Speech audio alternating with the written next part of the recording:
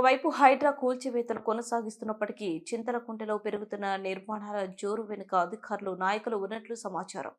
ఇలాగే చెరువులు ఆక్రమణకు గురైతే ముందు ముందు మరింత ప్రమాదంగా మారే అవకాశం ఉందని ప్రజలు ఆవేదన వ్యక్తం చేస్తున్నారు.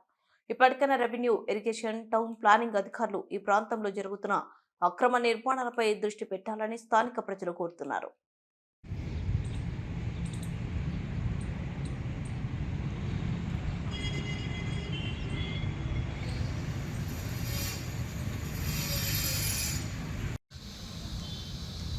ഇതിന് സുഖം